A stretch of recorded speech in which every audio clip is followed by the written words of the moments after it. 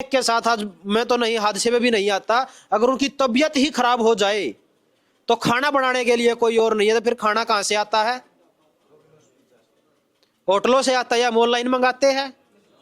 हाँ जी। और वो जो खाने के नाम पे हम जो जहर खा रहे हैं वो फिर हमारे को बीमार करता है। ये दुख बताया गया कि छोटे परिवार का ये भी दुख होगा। ये तो मैंने छोटे छोटे से बताए हैं। अब परिवार के टूटने से और क्या क्या हुआ। अगर बड़ा परिवार था, बड़े परिवार में अगर 10 से ज्यादा लोग रहते थे तो एक ही रसोई थी, है जी, एक ही थी। अगर उस परिवार के 3 टुकड़े कर दिया, रसोई कितनी, रसोई का खर्च कितना बढ़ गया और आमदनी कितनी घट गई? 3 गुना आमदनी घटी और 3 गुना खर्चा। और आज आप देखोगे अगर किसी घर में उस टाइम पर एक ट्रैक्टर की जरूरत थी तो जब उस घर के 3 या 4 टुकड़े हुए तो फिर उन घरों में 4 ट्रैक्टर आए। खर्चे बढ़े, कमाई घटी, कमाई करने वाला रह गया एक, पहले थे 4 मान के चलो, करने वाला रह गया एक। और पहले खर्च था जो, वो खर्च को बांटने के लिए 4 लोग कमा के देते थे, फिर खर्च को वहन करने के लिए रह गया एक। अब आपके परिवारों के साथ साथ में जो ये पूरा बाजार है, जो कॉरपोरेट है, ये कैसे हैवी हुआ। अगर घर में जरूरत के लिए एक ट्रैक्टर की आवश्यकता थी तो घर के जितने टुकड़े हुए उतने ट्रैक्टर आए। घर में एक रसोई की जरूरत थी, घर के जितने टुकड़े हुए उतनी रसोइयां आई।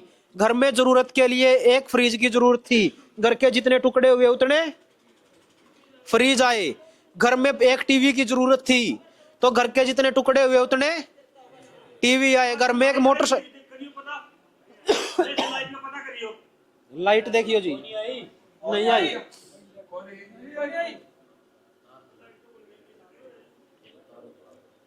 मतलब आप ये देखिए, घर में अगर एक बाइक की जरूरत थी तो घर के अगर 3 टुकड़े हुए तो 3 बाइक आई, 4 टुकड़े हुए 4 आई। ये घर में एक कार की जरूरत थी तो घर में फिर 4 कारें आई।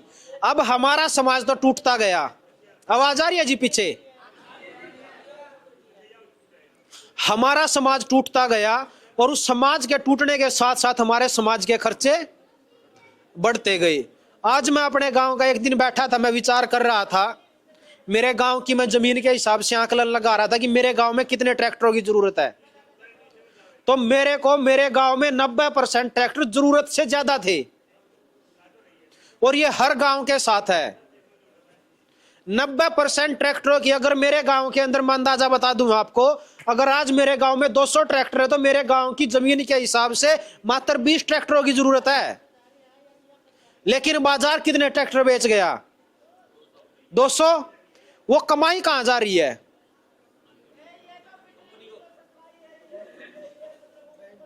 इसी प्रकार आप अपने घरों में देखोगे तो आपके हर घर की मैं कहानी बताता हूं कि हर घर में 60 से लेकर 70% जो सामान है आपके घरों में, उसकी जरूरत नहीं है आपके घरों में, और वो फिर भी हमारे घरों में है।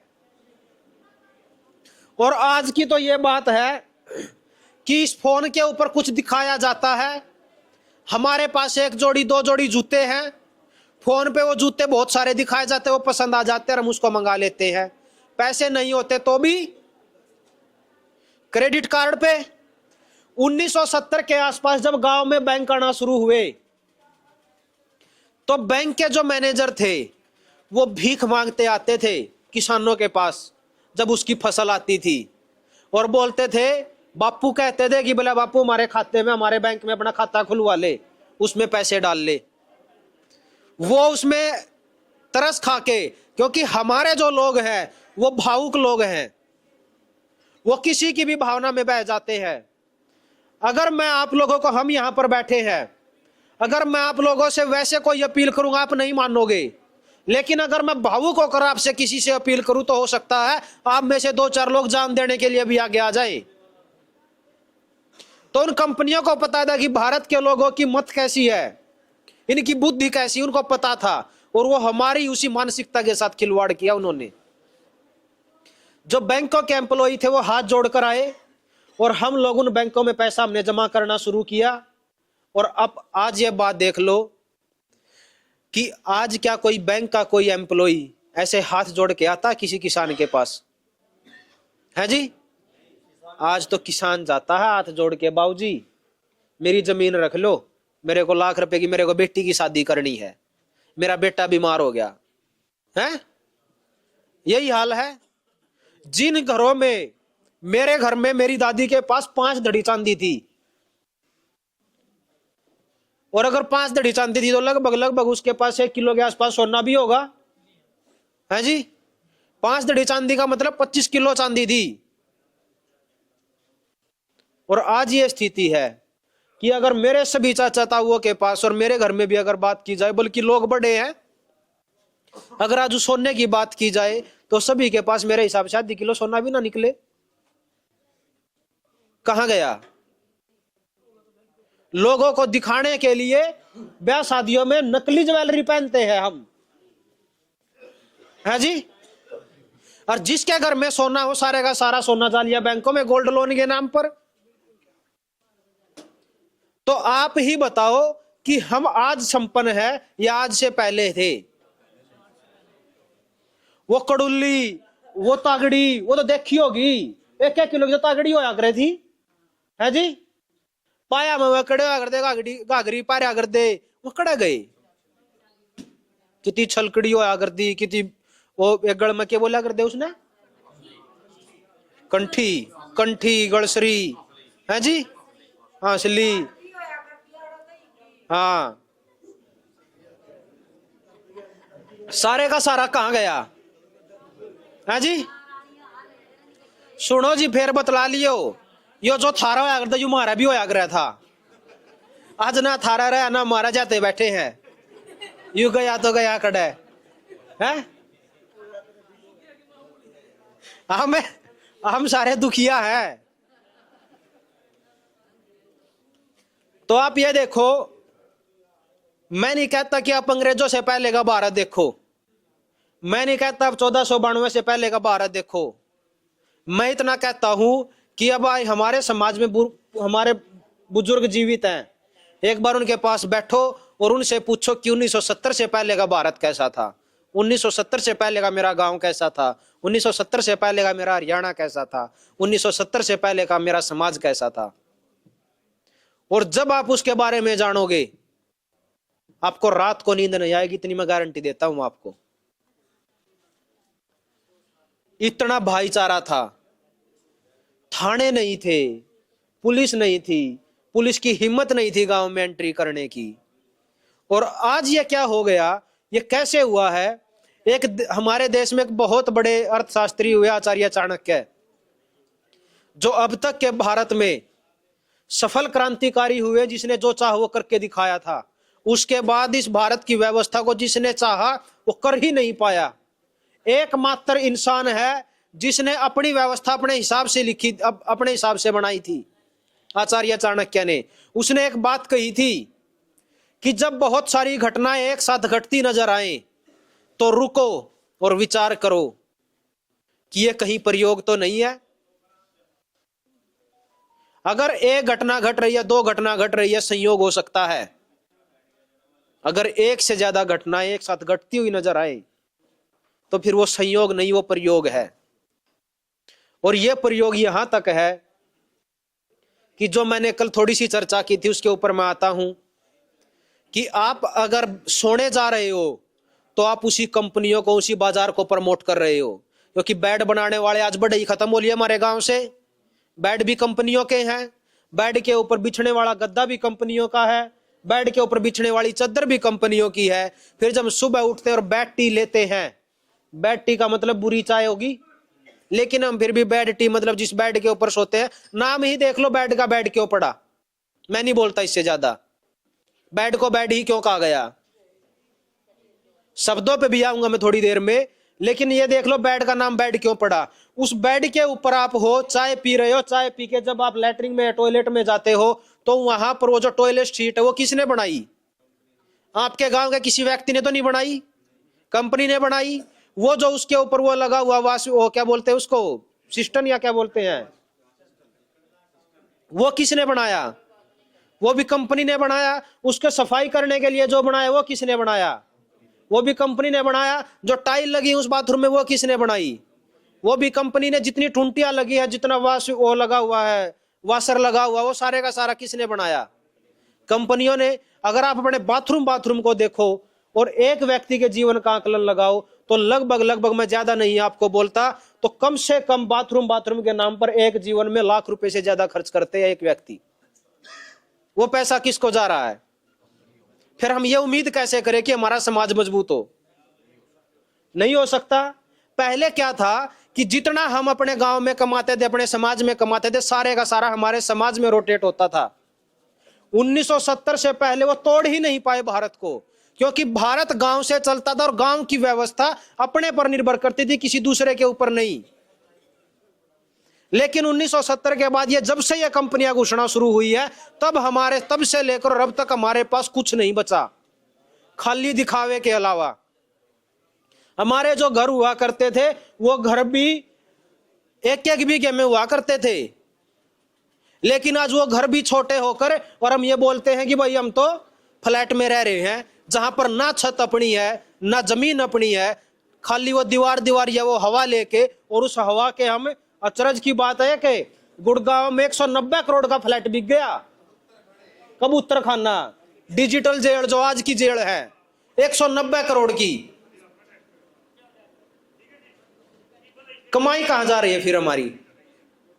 और फिर हम उम्मीद करते हैं कि हमारे घर पैसा क्यों नहीं आ रहा। अरे आपके समाज में पैसा होगा तो आपके घर पे भी आएगा, और अगर आपके समाज में ही पैसा नहीं है तो फिर आप कौन हो? है जी? कुछ बचा ही तो नहीं जगह हमारे लिए।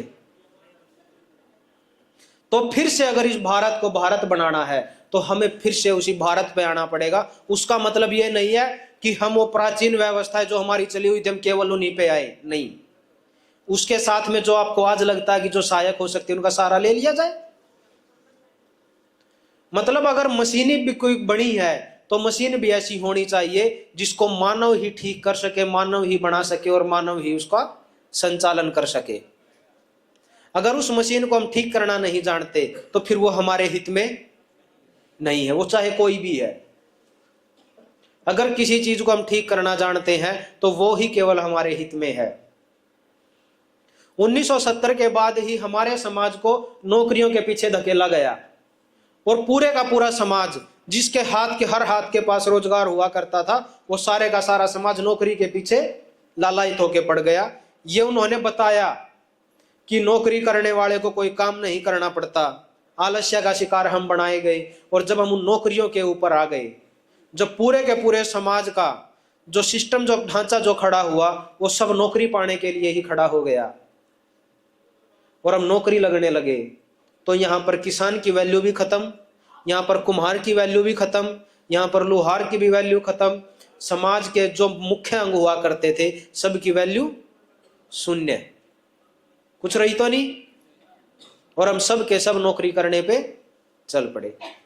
अब हाथ की कलाएं हमारे पास नहीं बची।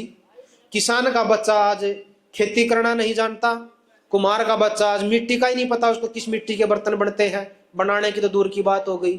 लोहार का बच्चा लोहे का काम नहीं जानता, नाई का बच्चा अपना नाई का काम नहीं जानता, नाई पड़े का जो काम है उसका। चमार का जो बच्चा है जो चमड़े का काम करता था वो नहीं जानता। मतलब जो हाथ के काम थे सब के सब भूल गए हम, और हम नौकरियों के पीछे आ गए। आज नौकरियों की यह स्थिति है कि पीछे आपने अमेजोन के बारे में तो पढ़ा ही होगा, कई लाख वर्कर निकाल ले गए हैं जी। रोबोट आ रहे हैं, मशीनें आ रही हैं। अब वो जो सारे के सारे बच्चों की जो स्थिति नौकरी के लिए हम पढ़ा रहे हैं, नौकरियों के लिए, बल्कि बच्चा गर्भ में ठहरता बाद में है। पहले माँ बाप ये कहने लग जाते मेरा बच्चा बड़ा होकर इंजीनियर बनेगा, मेरा बच्चा डॉक्टर बनेगा। अगर हमारे को बच्चा हुआ तो हम अपने बच्चों को वहां पर पढ़ाएंगे, IIT करवाएंगे, MBBS करवाएंगे। ऐसे ही प्लानिंग करती है। अब वो प्लानिंग का क्या फायदा जब MBBS करवाने वाले जो माँ बाप ये सोच रहे कि मेरा बच्चा MBBS करेगा, अब वहां तो रोबोट आ गए। एंजियोप्लास्टी करेगा कौन? रोबोट। और रोबोट को ये बोला जाता है कि गलती के चांस बहुत कम होते हैं, मानव तो ज्यादा से ज्यादा गलती कर सकता है, लेकिन मशीन एक्यूरेसी पे चलती है, ऐसा ही बोलते हैं। घुटने ट्रांसप्लांट कौन करेगा? रोबोट। ब्रेन सर्जरी में मानव अगर ब्रेन सर्जरी करता है, कोई ब्रेन क्लोट्स हो गया है, तो अगर ब्रेन के अंदर कोई क्लोट्स हो गया तो अगर उसका कोई डॉक्टर या कोई मानव उसकी सर्जरी करेगा तो उसमें गलती के चांस ज्यादा है। तो रोबोट अगर सर्जरी करेगा तो गलती के चांस बहुत कम है। तो कौन से एमबीबीएस बचे जी? गए डॉक्टर, ये जाएंगे 100%। मैं इधर कैथल आ रहा था, कल कैथल में मैंने एंट्री से पहले एक बोर्ड देखा था कि घुटने ट्रांसप्लांट करवाएं रोबोट से, रोबोट द्वारा सर्जरी करवाएं। आपके यहां आ लिए और हम सोचते हैं कि हमारे बच्चे पढ़ लिख कर हम उनको एमबीबीएस करवाएंगे, डॉक्टर बनवाएंगे। भूल जाओ।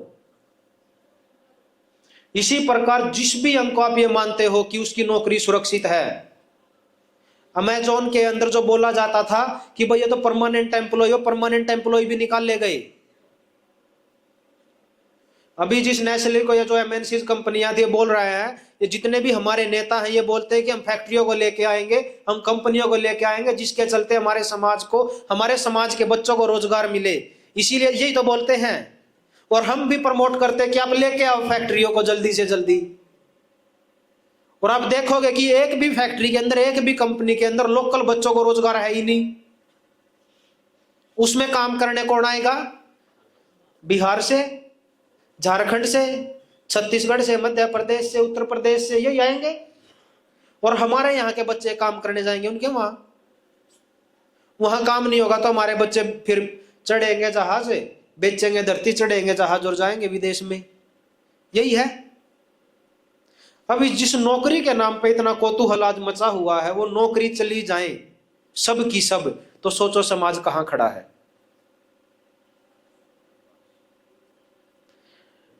अभी यही छटनी परमानेंट वर्करों की नेस्ले के अंदर चली हुई है, जो चिड़िया वाली कंपनी है।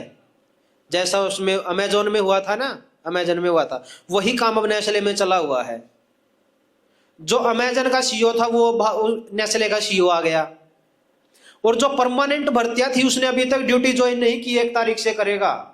उससे पहले उसने 250 से ज्यादा परमानेंट एम्प्लॉइज को हटा दिया जो परमानेंट थे, जिनको ये बोलते थे नौकरी लगने के बाद 60 से पहले रिटायरमेंट नहीं है इनकी, रिटायर ही करेंगे इनको, उनको निकाल दिया। और रोबोट्स आ रहे हैं, इंसानों की जरूरत कहां? सरकारी वैकेंसी धीरे धीरे गई है जी, प्राइवेट गई, जाने लग रही है। तो फिर जब सब के सब काम धंधे हो जाएंगे खत्म, तो फिर वो बिल गेट्स की वो बात सच साबित होती हुई नजर आएगी कि 85% लोग तो यूजलेस ईटर है, इनकी इस धरती के ऊपर जरूरत ही नहीं है। और हम और आप उस 85% का ही हिस्सा है।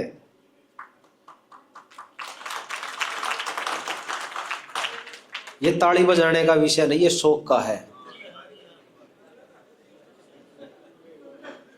कि हमारा समाज किस ओर जा रहा है, एक बार देख तो लो। अगर हम समय से पहले अपने समाज को सचेत करके उसको ये नहीं बता पाते, अगर हम उसका माइंड प्रोग्राम इतना नहीं कर पाते कि भाई आप जिस रोजगार पर वो जाएगा, अगर काम नहीं है हमारे बच्चों के पास है, तो फिर हमारे समाज में क्या होगा? जो बाहर नौकरी लगे हुए हमारे बच्चे, जो बाहर काम करने के लिए जाते हैं, वो सब के सब अगर गांव में आ जाएं, और लॉकडाउन में, कोरोना काल में ये हुआ भी था, जो बाहर जितने काम कर रहे थे सब के सब अपने घरों पे लौटे थे और गांव में करने के लिए कुछ नहीं बचा था किसी के पास। और ये सर्वे था कि लॉकडाउन के अंदर युवाओं के अंदर नशा सबसे ज्यादा बढ़ा था, क्योंकि सरकार ने जो सबसे पहले कोई चीज खोली थी वो शराब के ठेके खोले थे। इतनी चिंता थी उनको आपकी। आप उलझे रहो बीजेपी कांग्रेस में यहां पर, हाँ जी। दिल्ली में तो यह बोल दिया कि 1 बोतल खरीदो 1 के साथ 2 फ्री मिलेंगी। और यहां पर आज ये स्थिति है कि हमें लगेगा कि भाई ये तो हमारे यहाँ ये घटना नहीं घट सकती। दिल्ली में जैसे हमारे यहाँ शराब के ठेकों पे लोग शाम को लाइन में लगते हैं, दिल्ली और गुड़गांव जैसे शहर में महिलाएं लाइन में लगती हैं, और वही लड़कियां लगती है जिन लड़कियों को नौकरी के लिए हम बाहर भेज रहे हैं। जिस माँ इस सृष्टि को चलाने वाली एक अहम भूमिका अदा करती है, जो माँ जिसके गर्भ में वो बीज भविष्य का जो बीज है वो पनपेगा या पनप रहा है। वो माँ अगर शराब पिएगी तो क्या होगा उसके गर्भ के साथ। फिर आप सोचते हो कि यहाँ पर इस देश में महाराणा प्रताप जन्म क्यों नहीं लेते, इस देश में वीर भगत सिंह जन्म क्यों नहीं लेते, इस देश में जो क्रांतिकारी है जन्म क्यों नहीं लेते। अरे जब वो गर्भ ही दूषित है, उनको जन्म लेने की जगह जगह कहाँ मिलेगी, मिल जाएगी क्या। गर्भ संस्कार क्या होता है हम वो नहीं जानते।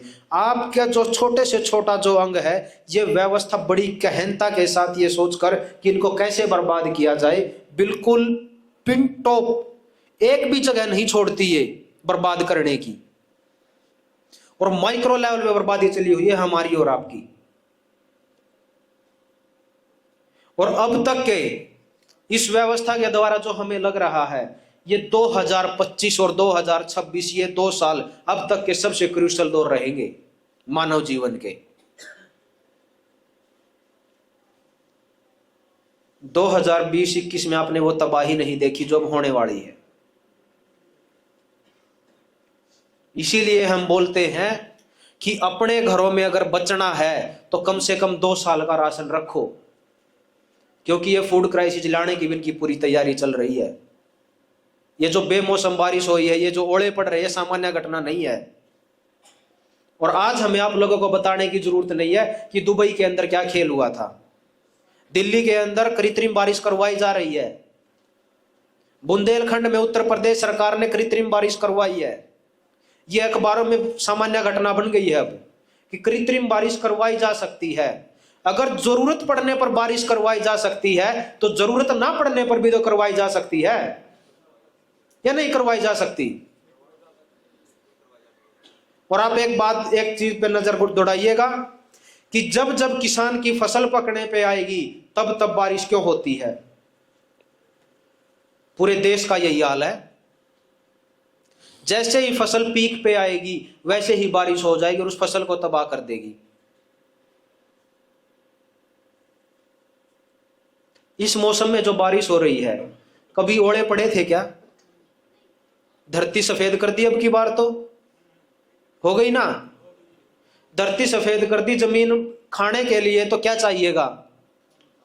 अनाज चाहिएगा। और जब ऐसे बेमौसम बारिश होगी तो अनाज कहां से लाओगे?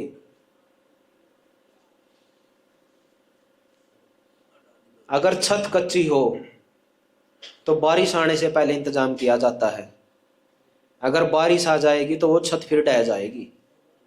और ये बारिश से पहले का इंतजाम करने का प्रयास हम लोग कर रहे हैं कि ये बहुत तेज एक बारिश आने वाली है जो पूरे समाज को बर्बाद करके जाएगी। उससे पहले आप अपनी तैयारियां कर लो। ज्यादा भी ना करो तो कम से कम अपने दिमाग को इतना तो मजबूत करो कि अगर आपके यहाँ 1 सप्ताह लाइट ना आए तो आप क्या करोगे? नलके बचे हैं क्या? हैंडपंप आपके पास? कुएं बचे हैं? पानी किसके ऊपर निर्भर है? लाइट के ऊपर। अगर 1 हफ्ता लाइट ना आए तो क्या होगा? और ये सर्दियों की बात है। अगर यही काम गर्मियों में हो जाए तो? हम नहीं कहते कि ये होगा, हो जाए तो? हमारे पूर्वज जब कोई गांव को बसाते थे तो उस गांव को ये देखते थे कि 50 साल बाद क्या हो सकता है। बाढ़ नहीं होती थी जिस टाइम पे गांव बसाते थे, लेकिन उस गांव को ऊंचाई पर ही क्यों बसाते थे वो? क्या पता कभी बाढ़ आ जाए तो? क्या पता कभी लाइट चली जाए तो? क्या पता हमारे बच्चों को नौकरियों से निकाल दिया जाए तो? ये ऐसे ऐसे बहुत से तो हैं। ऐसा हो जाए तो, वैसा हो जाए तो फिर क्या? कम से कम हम दिमागी तौर पर इतने तो मजबूत हों कि अगर ऐसा हो जाए तो हम क्या करेंगे। और जब ऐसा होगा तो समाज में त्राहिमाम होगी। और आप लोग ही होगे जो उस टाइम पे समाज को कोई दिशा दिखा सकते हो। क्योंकि आज बगैर लाइट के, बगैर डीजल के, बगैर पेट्रोल के तो आज बोर भी करना नहीं जानते हैं जी। अगर नए सिरे से कोई नलका लगाना, कोई हैंडपंप लगाना हो तो बगैर पेट्रोल डीजल के लगा पाते हैं क्या? मशीन ही चली गई वो जो मैनुअल काम करती थी। तो ये तैयारी अपनी पहले से ही कर लो। लोन वाली समस्या बहुत छोटी है। ये लोग असल में जो कंट्रोल इनको करना है ये माइंड पे कंट्रोल कर रहे हैं। और आप अपने जीवन में सुबह से लेकर रात तक, जन्म से लेकर मृत्यु तक कुछ भी अपने आप नहीं कर रहे हो, सब आपसे करवाया जा रहा है। आपको ऐसा लगता है कि ये हम कर रहे हैं। आप नौकरी करने जाओगे, अगर आप गवर्नमेंट एम्प्लॉइज हो तो आप नौकरी करने जाओगे 20 किलोमीटर दूर। 20 किलोमीटर दूर का आएगा आपके गांव में। वो भी जब वो पेट्रोल डीजल वो खर्च करता है तो वो भी कहाँ जाता है? राहुल गांधी ने क्या कहा था चुनाव से पहले कि हम हर हाथ में कितने पैसे देंगे? यूनिवर्सल बेसिक इनकम की बात हुई थी, है जी। वो जो पैसे दे रहा था उसने एक बात और कही थी साथ में कि हम इतने पैसे देंगे लेकिन उनको अपने पास जमा करके मत रखना, उनको खर्च करना। कही थी ना। खर्च क्यों करवा रहे थे? क्योंकि फिर से कहां जाएंगे वो पैसे? वहीं जाएंगे। भारत की शिक्षा व्यवस्था ऐसी थी, जो मैंने कहा था कि वो जितना भी लूट कर लेकर जाए वो सब का सब कहां आता? भारत में ही आता। तो ये जो हम अपने पास रखकर ये सोच रहे हैं कि ये सब हमारा है, आपका कुछ भी नहीं है। सब उन्हीं के पास जाने वाला और जा रहा है। आप रोकना चाहो तो भी नहीं रोक सकते। रोक के दिखा दो, है जी। कर सकते हो बाजार को अपने जीवन से खत्म। अगर हम अकेले अकेले सोचेंगे तो नहीं कर सकते। अगर हम बैठकर सभी सोचेंगे और इसके ऊपर काम करेंगे तो बाजार कुछ भी चीज नहीं है। गांव से बाजार है। जो हम गेहूं बेचते हैं बाजार में और फिर हम वहां से ब्रेड खरीदते हैं, हम बिस्किट खरीदते हैं, हम नमकीन खरीदते हैं, खाने के ऊपर ही तो चला हुआ सब कुछ, सारी इंडस्ट्रीज। खेत के बगैर है क्या कुछ भी? इसीलिए इनको पता है कि जो सबसे कीमती चीज है वो मिट्टी है, वो जमीन है, वो खेत है। और इनको यह है कि अगर मानव के ऊपर कंट्रोल करना है तो खेत के ऊपर कंट्रोल करना पड़ेगा। और ये धीरे धीरे कर रहे हैं। ये जो एलिवेटेड जो हाईवे बनने लग रहे हैं, ये हमारे लिए थोड़ी ना बनाए हैं, अपने लिए बनाए हैं। और भारत का जो अभी सड़क परिवहन मंत्री है नितिन गडकरी, वो एक बार नहीं 3 से 4 बार बोल चुका है कि जब तक मैं जीवित हूं तब तक ड्राइवरलेस कारें या ड्राइवरलेस ट्रक नहीं आएंगे इस देश में। वो माइंड प्रोग्रामिंग कर रहा कि वो आने वाले हैं। ये जितनी ड्राइवर इंडस्ट्रीज है, जो ड्राइवर जो काम कर रहे हैं, इन ड्राइवरों की भी नौकरी जाने वाली है, क्योंकि जरूरत नहीं है। उसके लिए एलिवेटेड हाईवे की जरूरत पड़ेगी, बड़े बड़े ट्रकों की जरूरत पड़ेगी। ये पूरे के पूरे चंक, अगर आप कभी ऊपर जहाज में हो, उड़ रहे हो, तो देखना कि ये जो हाईवे जो निकले हैं इनके बीच में ये कैसे बनाए हुए हैं। पूरे चक छोड़ रखे हैं कि इस चक को मैं खरीदूंगा, इस चक को मैं खरीदूंगा, इसको मैं खरीदूंगा। और ये जींद में ये कई गांव आते हैं, अभी 4-5 गांव की जमीन एक्वायर कर लिया, नहीं कर ली? कर ली जी। 4000 एकड़ गांव के गांव तबाह हो गए। 4 से 5 गांव, 5 गांव गए जी एकदम से एक झटके में। और जिनको हम ये मान रहे हैं कि ये यहां पर आकर हमें रोजगार देंगे, आप लोगों को बता दूं, आपके पानी का सत्यानाश कर रहे हैं। मैं जमुना बेल्ट से हूं, पानीपत से हूं मैं।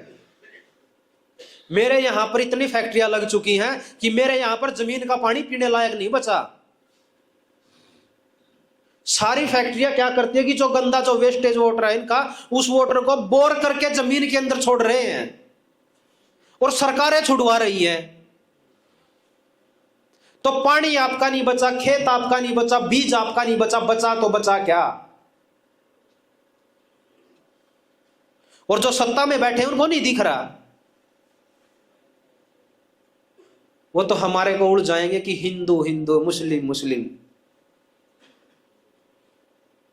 और बड़ी बात होने वाली है अभी। यह सिख समाज के लिए सबसे ज्यादा जरूरी है कि ये सत्ता चाहती है जगजीत सिंह डल्लेवाल गुजरे मरे। वो जैसे ही जगजीत सिंह डल्लेवाल गुजर गए, उनके गुजरते ही सिख जो समाज है वो उग्र होगा। और जब वो सिख समाज उगर होगा तो उस आंदोलन को नेतृत्व करने वाले लोग कोई नहीं होगा, क्योंकि जितने भी किसान नेता हैं सबके खिलाफ लोगों के दिलों में मनों में जहर हो पनप रहा है कि वो लोग इस आंदोलन का साथ नहीं दे रहे। तो यह आंदोलन होगा लीडरलेस, और जब यह लीडरलेस होगा तो वो तबाही मचाएंगे, और तबाही मचाते ही खालिस्तान का नाम पे पूरे का पूरा प्रोपेगेंडा खेला जाएगा और सिखों को बदनाम किया जाएगा। उधर से आदिवासियों को बदनाम किया जा रहा है, इधर से सिखों को किया जाएगा। वो चाहते हैं कि जितना जल्दी हो उतना बेहतर है। और फिर लीड करने के लिए इस आंदोलन में एक चेहरा हरियाणा का उठाया जाएगा, बड़े लेवल पर, बड़े दर्जे पर, और फिर वो हरियाणा को बदनाम करेगा, और जो हरियाणा का चेहरा होगा वो भी जाट होगा। वहां से खालिस्तानियों के नाम पे खेल खेला जाएगा, यहां पर जाटों के नाम से खेल खेला जाएगा। तो अभी जरूरत है सभी को किसान आंदोलन के पक्ष में बोलने की, वो चाहे कोई खेती किसानी से जुड़ा हुआ है या नहीं है। वहां नहीं जा सकते तो सोशल मीडिया से अपनी आवाज उठाओ।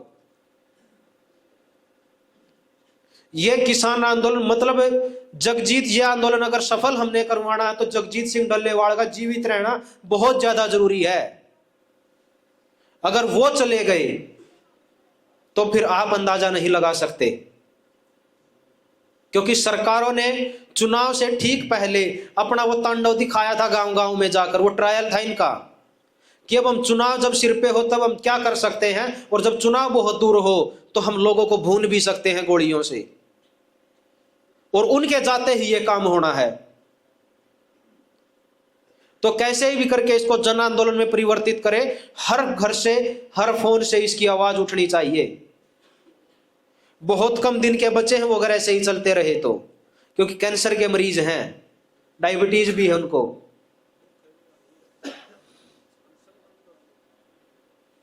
और आज 33वां दिन है,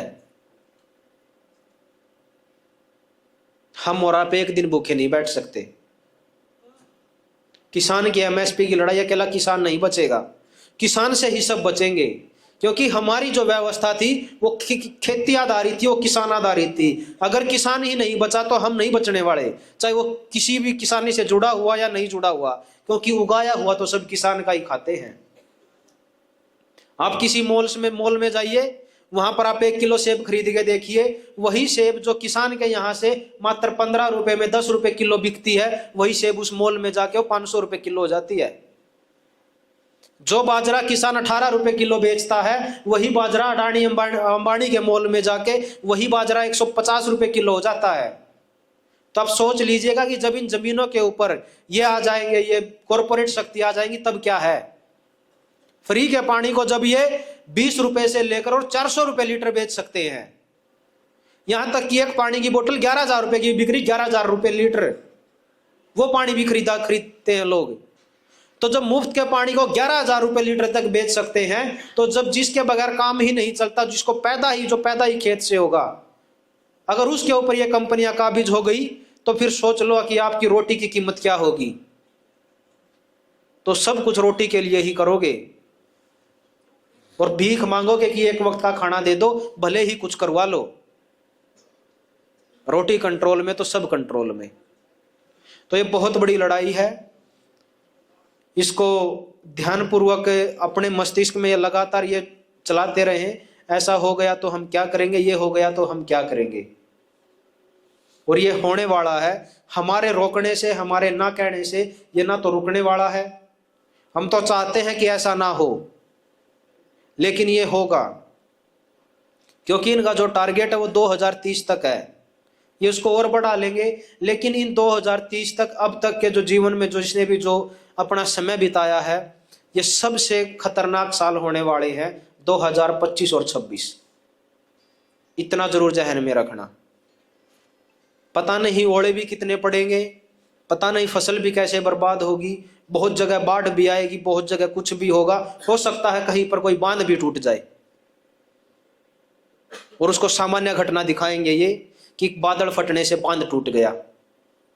लेकिन जब एक बांध टूटेगा तो हम और आप अंदाजा नहीं लगा सकते। हम जहां पर बैठे हैं, यहां पर सिर से ऊपर अगर जो एक डैम टूट जाए तो 20 फीट ऊपर पानी होगा। जिनकी योजनाएं हैं।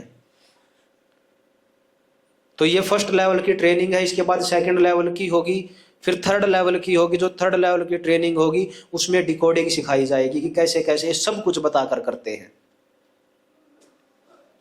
आपके शब्दों के साथ भी बड़ा खेल हो रहा है, हर चीज के साथ बड़ा खेला कर रहे हैं ये लोग, और ये बर्बाद करना चाहते हैं। इनको हम लोग नहीं चाहिए। ये कैसे भी करके एकदम से गोली से तो नहीं उड़ा सकते, लेकिन ये कोई ना कोई बहाना जरूर ढूंढेंगे कि कैसे न कैसे करके प्राकृतिक आपदा का शिकार बना दिया जाए। लेकिन वो प्राकृतिक आपदा भी इनके कंट्रोल में चली गई है।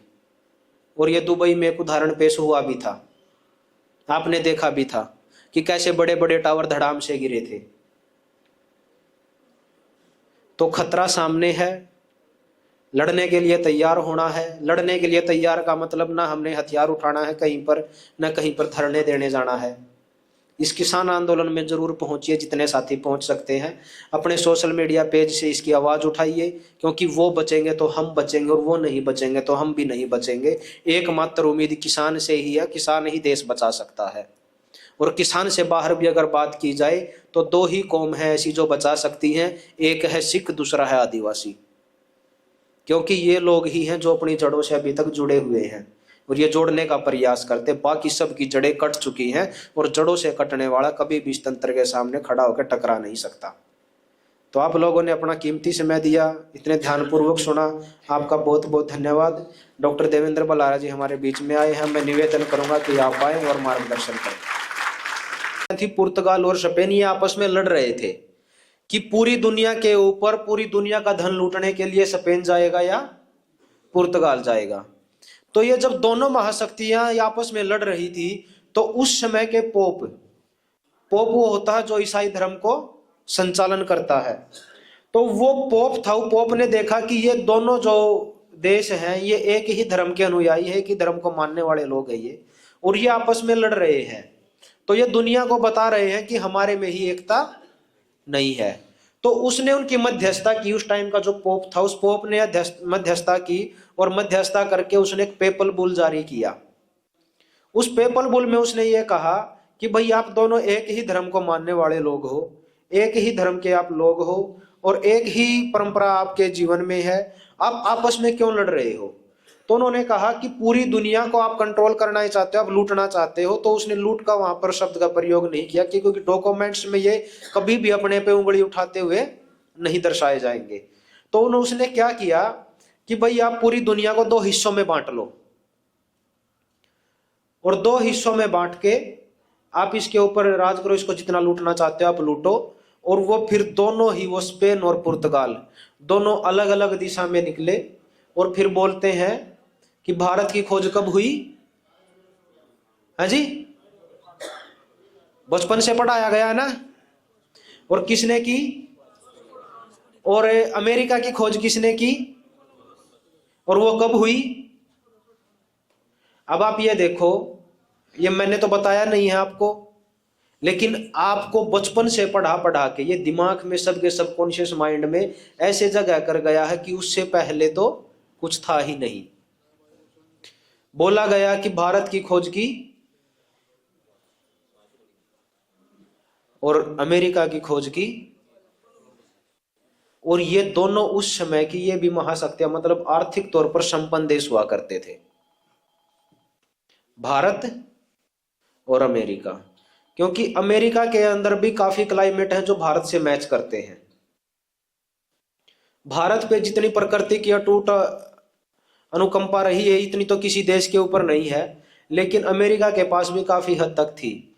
तो भारत उस समय पे क्या था कि जब वो बोलते हैं कि भारत की खोज वास्को डी गामा ने की, तो जब भारत की खोज वास्को डी गामा ने की, उस समय पे भारत पूरे विश्व का 47% निर्यातक देश था।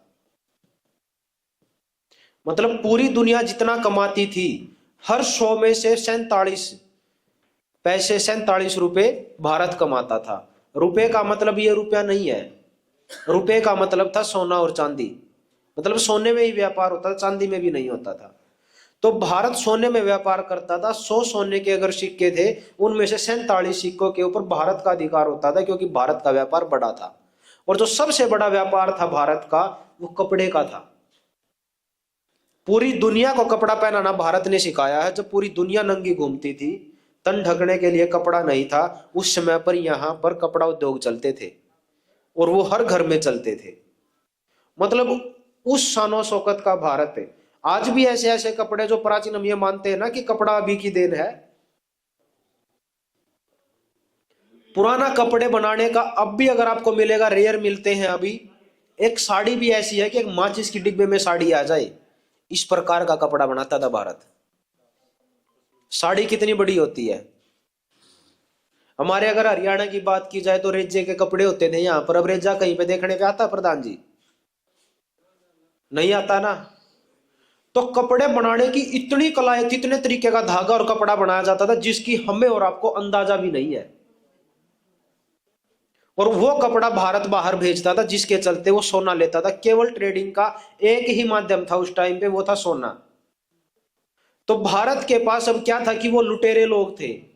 भारत में ही क्यों आया वो लुटेरे लोग थे। उनको पता था, उन्होंने जब बीच रास्ते से हमारे जहाज में माल उतार के जब आते थे तो उन जहाजों में बहुत सारा सोना मिलता था। तो उन्होंने देखा कि यार ये कौन लोग हैं जो इतना सोना लेकर जाते हैं। अगर इनके जहाजों में इतना सोना तो इनके देश में कितना होगा। और फिर उस वास्को डी गामा ने कहा आया था वो, भूल गए? भारत में कहां पर? कालीकट, गोवा। गोवा के पास ही है ना कालीकट। हाँ, उधर ही वो आए। और आप देखोगे कि गोवा भारत में सबसे बाद में आजाद हुआ था। 1947 में गोवा आजाद नहीं हुआ था, उनका बड़ा लंबा शासन चला था। तो क्या हुआ कि 1492 में ये दोनों देश निकलते हैं पूरी दुनिया के ऊपर कंट्रोल करने के लिए। एक तरफ भारत की तरफ आते हैं, एक तरफ अमेरिका की तरफ आते हैं। फिर धीरे धीरे इसी बीच में अमेरिका भी कूद पड़ता है। यूरोप के और कई देश हैं वो भी इसमें कूद पड़ते हैं कि वो भी पूरी दुनिया के ऊपर कंट्रोल करने के लिए चलते हैं। असल में कंट्रोल करना उस टाइम पे दे नहीं था उनका। उस टाइम पे जो उद्देश्य था वो था मात्र लूटना। तो पूरी दुनिया को लूटने चलते हैं। फिर इस बीच में जो सबसे बड़ा जो लूट का जो तांडव मचाया था वो मचाया था ब्रिटेन ने। क्योंकि ब्रिटेन को कहा जाता था कि भाई ब्रिटेन का सूर्यास्त कभी नहीं होता। मतलब यह था कि ब्रिटेन का इतने देशों के ऊपर अधिकार था कि अगर किसी देश के अंदर सूर्यास्त होता था तो किसी देश के अंदर उग रहा होता था, या किसी देश के अंदर वो दोपहर का समय होता था। तो ब्रिटेन पूरे विश्व के ऊपर कब्जा करने पे वो सफल हो गया था। और सफल होने के बाद उन्होंने फिर गुलामी के तरीके अलग अलग अपनाए। जो उस टाइम पे वो पेपर बुल जारी किया गया था, उस टाइम पे उनको भी नहीं पता था कि भाई इसका आने वाले समय में क्या परिणाम आएगा, क्या रिजल्ट आएगा। ये जो मैं आपको बातें बता रहा हूं, ये बता रहा हूं कि पहले हम पीछे से समझे कि समस्या कहां से हुई है। जब समस्या के मूल को हम समझ लेंगे तब हम समाधान की ओर अपने आप ही चल पड़ेंगे। तो क्या होता है कि जब ब्रिटेन पूरे विश्व के ऊपर कंट्रोल करने पे आता तो फिर वो लोग नीति बनाते हैं, क्योंकि बड़े शातिर लोग हैं वो। उन्होंने देखा कि पूरे दुनिया के लोगों को अगर कंट्रोल में करना है तो कैसे किया जाए। और सबसे पहले जो गुलामी आई वो आई शारीरिक गुलामी। किसी को बंधुआ बना के उसे जबरदस्ती काम करवाना। मान के चलो अभी यहां पर मैं बैठा हूं, कोई व्यक्ति आए मेरे को और वो मेरे को बोले कि भाई ये काम करना, तो मैं करने से मना कर दूंगा। लेकिन अगर वो मेरे को जबरदस्ती ले जाके मेरे को बंधुआ बना के कोई काम करेगा तो मैं उसका क्या हो जाऊंगा? ये जो मेरा शरीर है, ये मेरा शरीर उसका गुलाम हो गया। तो सबसे पहले जो गुलामी का दौर आया वो आया शारीरिक गुलामी। फिर उन्होंने देखा कि भाई जो शारीरिक गुलामी थी तो उस टाइम के लोग आवाज उठाने लगे। तो जब आवाज उठने लगी तो उन्होंने देखा कि भाई ये जो शारीरिक गुलामी है, ये शारीरिक गुलामी भी लंबे समय तक नहीं चल सकती। इसीलिए भी इस गुलामी के तरीकों को बदलना पड़ेगा। और जो दूसरा तरीका आया गुलामी का वो आया आर्थिक गुलामी, कि रुपए के, मुद्रा के, धन के माध्यम से लोगों को गुलाम बनाया जाए। और जब धन के माध्यम से धन को प्राथमिकता लोग देने लगे तब यहाँ पर पूरे देश के अंदर अब जो गुलामी चल रही है वो गुलामी चल रही है आर्थिक गुलामी। लेकिन अभी मिक्सअप हो चुकी है आर्थिक प्लस मानसिक। आर्थिक गुलामी का दौर भी ज्यादा लंबे समय तक नहीं चल सकता था, उनको पता था इस बात का। जब उनको इस बात का पता था तो उन्होंने देखा कि गुलामी का नया तरीका खोजना पड़ेगा। तो जो अंत में ह्यूमन ब्रेन के ऊपर उन्होंने, मानव के मस्तिष्क के ऊपर अध्ययन करके जो उनको वो अंत निचोड़ पे पहुंचे, तो वो इस पे गए कि जो अगर लोगों को लंबे समय तक गुलाम बनाए रखना है, जीवन पर्यंत इनको गुलाम बनाए रखना है, तो गुलामी का एक ही तरीका कारगर है जिसको बोलते हैं मानसिक गुलामी। और अब ये लोग पूरी दुनिया को मानसिक गुलाम बनाने के ऊपर उतारू हुए हैं। इसके बीच में बहुत सारी चीजें आई, जैसे भारत की जो शिक्षा व्यवस्था थी उस शिक्षा व्यवस्था को तोड़ा गया। अगर भारत की शिक्षा व्यवस्था ना टूटी होती तो इनकी क्या मजाल थी ये भारत को आर्थिक गुलाम बना ले, इनकी क्या जरूरत थी कि ये भारत को मानसिक तौर पर गुलाम बना ले। क्योंकि भारत की जो शिक्षा व्यवस्था थी वो प्रश्न करना सिखाती थी, वो बच्चे के अंदर जो टैलेंट होता था उस टैलेंट के हिसाब से बच्चे को शिक्षा देती थी। तो इन लोगों ने देखा कि ये बोलता है, ये क्या नाम था उसका, मैकोले की एक स्पीच है हाउस ऑफ कॉमन्स में, क्योंकि संसद है वहां की, हाउस ऑफ कॉमन्स में उसकी एक स्पीच रिकॉर्डेड है। उसने ये बोला था अंग्रेजों उसमें इंग्लैंड की संसद में कि अगर भारत को लंबे समय तक गुलाम बनाए रखना है, पहले तो उसने ये कहा कि आप जिस देश के ऊपर गुलामी का आप ये सोच रहे हो कि इसको लंबे समय तक गुलाम बना पाओगे, तो ये आपकी बस की बात नहीं है, आप भारत को गुलाम बना ही नहीं सकते। उसने पूछा उससे किसी सांसद ने कि क्यों नहीं बना सकते, तो उसने कहा था कि मैं भारत का पूरा भ्रमण कर चुका हूं, पूर्व से पश्चिम और उत्तर से दक्षिण, पूरा भारत भ्रमण करने के बाद मेरे को उस देश में एक भी भिखारी नहीं मिला और एक भी चोर नहीं मिला। जिस देश के अंदर एक भी चोर ना हो, एक भी भिखारी ना हो, आप उसकी संपन्नता का अंदाजा नहीं लगा सकते, वहां की शिक्षा व्यवस्था का आप अंदाजा नहीं लगा सकते। भारत पे आप जो लूट रहे हो वो लूटने दे रहे हैं वो लोग। जब उनको ये समझ में आ जाएगा कि आप लोग इनके ऊपर कंट्रोल या शासन करना चाहते हो, तब ये लोगों को मिनट भी नहीं लगेगी, आप लोगों को वहां से उखाड़ के फेंक देंगे ये, तो आप इस देश पर लंबे समय तक शासन नहीं कर सकते। तो फिर किसी ने पूछा कि अगर इस देश के ऊपर लंबे समय तक शासन करना तो कैसे किया जाए, तो वो बोलता है कि इस देश के ऊपर मुगल भी शासन कर चुके हैं, इस देश के ऊपर बहुत सारे लोगों ने शासन करने का प्रयास किया, लेकिन ये किसी के शिकंजे में नहीं आया। इसके पीछे मात्र और मात्र एक ही कारण है, और वो कारण है यहाँ की शिक्षा व्यवस्था। भारत की ऐसी शिक्षा व्यवस्था है कि यहाँ पर हर घर में जो धन आप वहां से लूट कर ला रहे हो, ये दोबारा से वहीं जाएगा। ये बात भी बोलता है वो कि जो धन आपने वहां से लूटा, ये सारे का सारा धन वापस भारत ही जाएगा।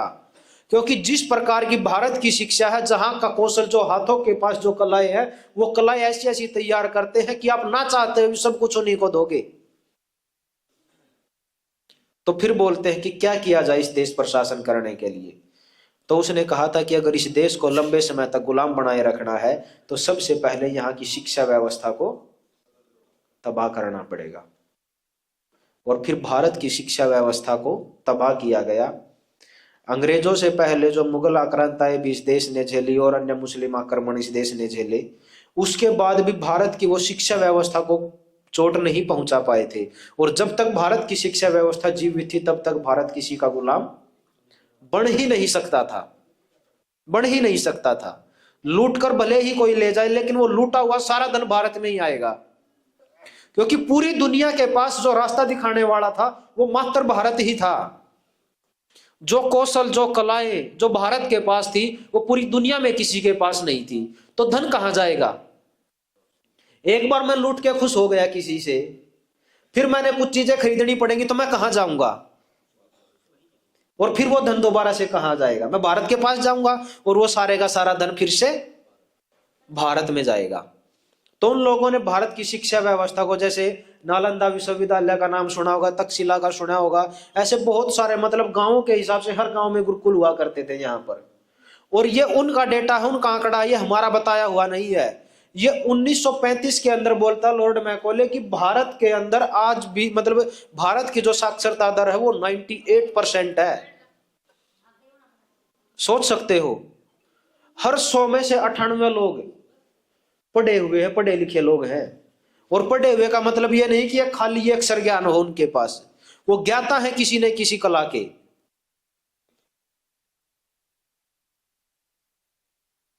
और फिर जब उनका ये प्रस्ताव उन्होंने पास किया कि यहाँ की शिक्षा व्यवस्था को बदल दो, तो सबसे पहले ये जो डिग्री आधारित ये जो शिक्षा तंत्र ये लेकर आए, उसको लाते उसको पैरेलल में लाया जा रहा था, और हमारे जो गुरुकुल हुआ करते थे, जो महाविद्यालय जिनको हम कह सकते हैं, उनको आग के हवाले किया गया। और जो तक्षशिला है या जो नालंदा विश्वविद्यालय, ये वो विश्वविद्यालय थे जिनके अंदर मतलब आग 6 महीने से ज्यादा चली थी। कितने दस्तावेज होंगे, कितने ज्ञान का भंडार वहां पर रखा होगा कि 6 महीने तक भी वो आग वहां पर जलती रही। ये हम और आप अंदाजा नहीं लगा सकते, क्योंकि जब एक कागज को जलाते हैं तो आपको पता ही है कि कागज कितनी देर में जल जाता है। तो कितने सारे कागज जले होंगे वहां पर। और आज भी भारत के अंदर ऐसी कलाएं हैं। अभी एक गुरुकुल है इसके अंदर, गुजरात के अंदर अहमदाबाद में, उस गुरुकुल के बच्चे ऐसा कागज बनाते हैं कि जो कागज 1000 साल तक उसका कुछ बिगड़े ही ना। ऐसी स्याही बनाते हैं उस कागज पर जब लिखे कि वो 500 साल से पहले वो स्याही तो अपना रंग ही ना छोड़े। और आज की जो स्याही है, जो कलम है, जो हम पेज पर लिखते हैं, एक सेशन मतलब 1 साल पूरा हो जाए तो स्याही है जो उसके ऊपर वो फैलने लग जाती है। तो सोचो कि इस मेडिकल साइंस ने, ये मेडिकल बोलूं मैं, आज की टेक्नोलॉजी ने कितनी तरक्की की है, ये आप सोचिए। तो आप ये देखिए कि कितनी तरक्की थी पहले और आज क्या है। मैं गया हूं एक गुरुकुल में, उस गुरुकुल में मैंने देखा कि ये जो केला होता है, केले के छिलके के कप बनाते हैं, और वो कप ऐसे हैं कि वो सालों साल उनका कुछ ना बिगड़े, और हल्के इतने कि हाथ पे रख के फूंक मार दो तो उड़ जाए, और मजबूत भी बहुत ज्यादा। मतलब क्या कला थी वो, ये तो कुछ भी नहीं बची। जिसको हम ये बोलते हैं, हम अंग्रेजों का, जो मैं कल भी बोल रहा था कि ये जो मनमोहन सिंह था, ये जो सिक्की के ऊपर भी जिसने सिक्की को भी तार तार करने का काम किया, जिसने जो अंग्रेजों के यहां जाकर प्रधानमंत्री पद पर होते हुए ये बोलता है कि अंग्रेजों ने तो भारतवासियों को जीवन जीना सिखाया है। उस मूर्ख को यह नहीं पता था कि जब पूरा विश्व नंगा घूमता था तब भारत कपड़ा बेचता था इनको। जब पूरी दुनिया जंगलों में भटकती फिरती थी, वहां उस टाइम पे भारत में विश्वविद्यालय चलते थे, गुरुकुल चलते थे। पूरी दुनिया को अक्षर का ज्ञान नहीं था, यहां के लोग मेट्रोलॉजी सीखते थे। और आज भी आपको दिख जाएगा, अगर आप जाओगे तो आपको 4-4, 5-5 हजार साल पुराने मंदिर मिलेंगे इस देश के अंदर। अगर 4000 साल पुराने मंदिर हैं और उन मंदिरों की नक्काशी, आप उनके वास्तुकला को देखिए, आप भवन निर्माण कला को देखिए, तो आप अचंभित हो जाओगे। इस सीमेंट से आप और हम जो आज घर बना रहे हैं, ये कितने दिन चलते हैं? 10 साल को छोड़ो जी, 1 महीना नहीं होता, महीने में दरार आने लग जाती है। क्योंकि सीमेंट की जो मैक्सिमम ताकत है वो 28 दिन में ही होती है, और 28वें दिन के बाद वो कमजोर होना शुरू हो जाती है। और भारत की कला क्या थी कि 4-5 हजार साल पुराने मंदिर आज भी ऐसे की ऐसे खड़े हैं। जो निकासी उस टाइम पे की गई थी, आज के टाइम पे बचे हैं वो निकासी करने वाले इस प्रकार के लोग। बना सकते हैं ऐसा भवन, बना सकते हैं ऐसे पुल, बना सकते हैं ऐसे बांध, जब नहीं आज बना सकते। बोलते हैं ना कि अंग्रेजों के बनाए हुए पुल आज भी देश में खड़े हैं। कई बार सुना होगा आप लोगों ने, मीडिया के माध्यम से ही बताया जाता है, वो अंग्रेजों के बनाए हुए नहीं थे, वो भारतीयों ने ही बनाए थे। अंग्रेजों का शासनकाल होगा, उस टाइम पे बने थे वो। उनको पता था कि भाई कौन सी चीज, यार आप एक चीज देखो, एक अंदाजा लगाओ कि जब राम ने जब लंका के ऊपर चढ़ाई की, उस टाइम पे क्या कला थी कि उसने समुद्र के ऊपर पुल बना दिया। और वो आज भी है, पानी के अंदर है, लेकिन आज भी नहीं टूटा। क्या कला थी वो, लगा सकते हैं हम और आप अंदाजा। और वो मूर्ख आदमी वहां पर जाकर बोलता है कि अंग्रेजों ने ही सब कुछ दिया है। ऐसे व्यक्ति के मरने पे तालियां बजानी चाहिए, शोक मनाना चाहिए। तो समय से पहले मर जाता। मैं तो ये मानता हूं कि अगर उसने यही काम करना था तो वो स्पीच देने से पहले मर जाता। ऐसे व्यक्ति का क्या काम है इस देश के अंदर, जो हमारे देश को नीचा दिखाने के लिए और विदेशियों को ताकतवर महसूस करवाए वो कि आप ही थे जो भी थे। आप अगर आप प्रधानमंत्री पद पर मौजूद थे और आपकी देश की संस्कृति, आप अपने देश के बारे में अगर आप नहीं जानते, क्या कला हमारे पास थी, क्या हमारा इतिहास रहा है। अगर हम और आप इतिहास को नहीं जानते तो हम अपने बच्चों को भविष्य भी नहीं बता सकते भाई, क्योंकि इतिहास में जो भूल हुई है वो हमने अपने बच्चों को सीख बतानी है कि हमारे पूर्वजों ने ये भूल की थी जिसका परिणाम हम आज ये भुगत रहे हैं, और आपने ये भूल नहीं करनी है आगे चल के। या कोई काम ऐसा था जिस काम को हम और आगे बढ़ा सकते थे, अपने बच्चों को वो सिखाना था। लेकिन उस व्यक्ति ने भारत का इतिहास जाना, न भारत के बारे में उसने कोई रिसर्च की, और वो जाकर बोलता है इंग्लैंड में कि भारत तो कुछ था ही नहीं। भारत तो आज भी वो है कि जिस पे कंट्रोल करने के लिए पूरी दुनिया उतारू है, आज भी वो है। और ये जो कंट्रोल करने की जो इनकी थ्योरी थी, ये जो नीति आई, ये पूरे के पूरे इन्होंने देख लिया कि भैया मानव को अगर कंट्रोल करना तो उसके दिमाग के ऊपर कंट्रोल किया जाएगा। और दिमाग पर कंट्रोल करने के लिए 1940 से 50 के दशक में जो ये लेकर आए सबसे बड़ा हथियार था, जिसके ऊपर 1940-50 के मध्य में इन्होंने एक पेटेंट लिया, एक स्क्रीन के नाम पर, जिसको हम और आप टीवी के नाम से जानते हैं, मोबाइल के नाम से जानते हैं, लैपटॉप के नाम से। मतलब जो स्क्रीन है, इस स्क्रीन के ऊपर पेटेंट लिया गया दिमागों पर नियंत्रण करने के लिए। हम ये मानते हैं ना कि फोन तो अभी आए हैं, यही तो मानते हैं हम। टीवी कब आया था सबसे पहले?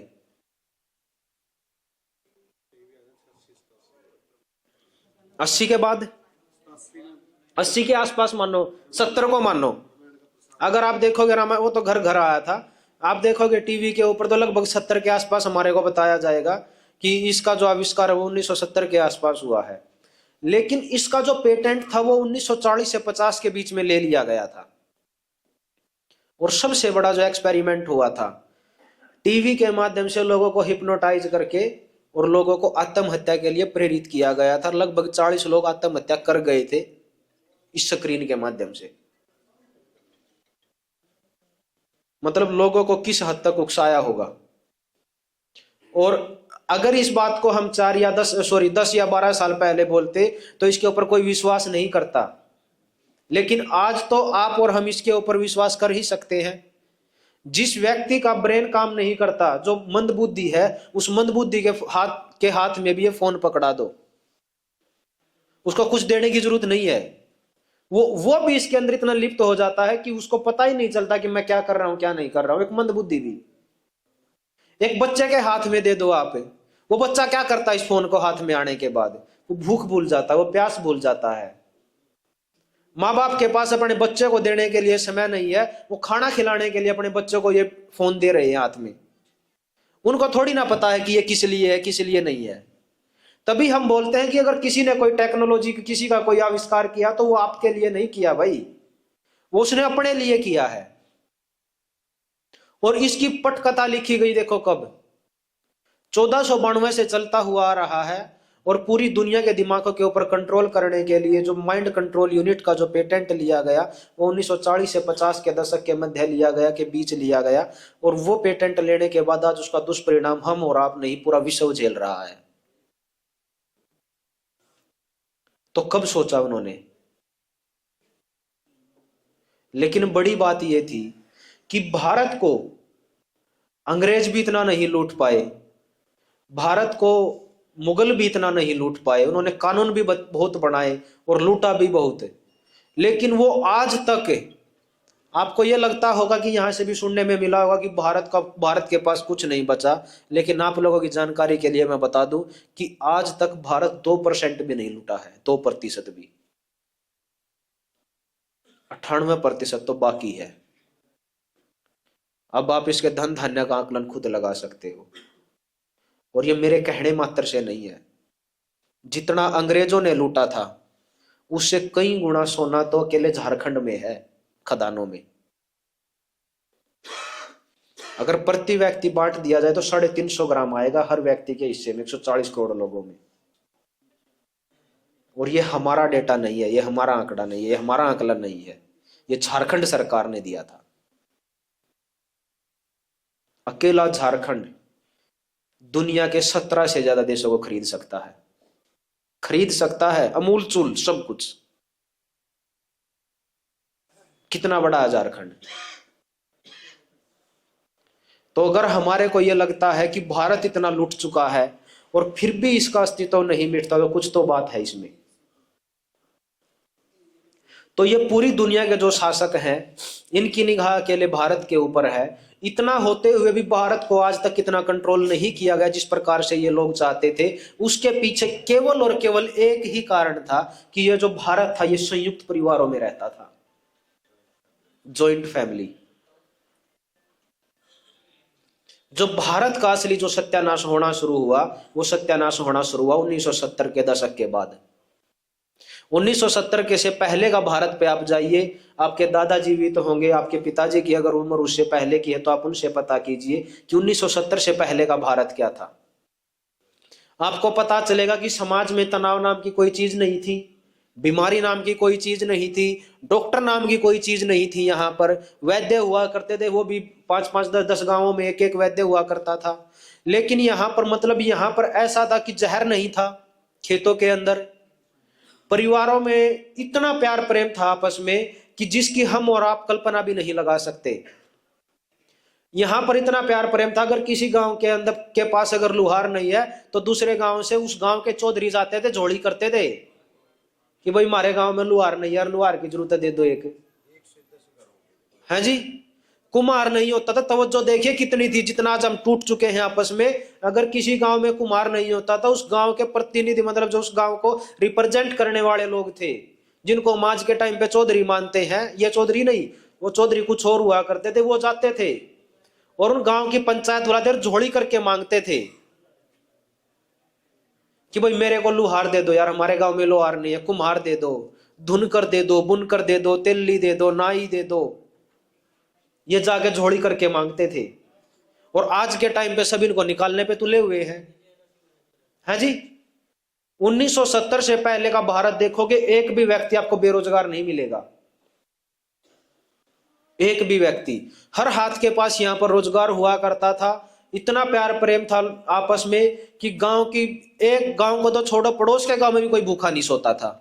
अगर एक गांव के व्यक्ति को पता चल जाए कि भाई उस गांव में कोई भूखा सो रहा है, तो उस गांव में भंडारा किया जाता था सबको खाना खिलाने के लिए भी। पेट भरना था एक का, लेकिन खिलाते थे पूरे गांव को। पैसे का कोई महत्व नहीं था। आपके रुपए की जो कीमत जो आप आज बोल रहे हो, मैं तो अपने दादाजी से पूछता था, वो कई बार झगड़ते थे मेरे पिताजी के साथ। जब वो मेरे पिताजी हम कॉलेज में जाते थे, पैसे देते थे, तो बोलता था कितने इतने रुपए दे रहा है, क्यों दे रहा है। मैं पूछा, मैं दादा आप ये क्यों झगड़ रहे हो। बोलता था कि आपके इतने पैसे दे दिए, जब हम कहीं पे जाते थे तो मेरा पिताजी हमारे को 50 पैसे देता था, उसमें से भी हम बहुत कुछ खरीद लाते थे और बहुत कुछ बचा लाते थे। और खरीदने के लिए क्या हुआ करता था उनके पास, वो जो सारे का सारा पैसा था वो घूम के फिर से गांव में आना था। कोई खिलौने बढ़ते थे, वो भी गांव वाला ही बनाता था। सबसे ज्यादा खिलौने किसने बनाए? कुम्हार ने, बढ़ई ने, यही तो बनाए जी। मिट्टी के और लकड़ी के तो खिलौने थे हमारे पास, प्लास्टिक कहां थी।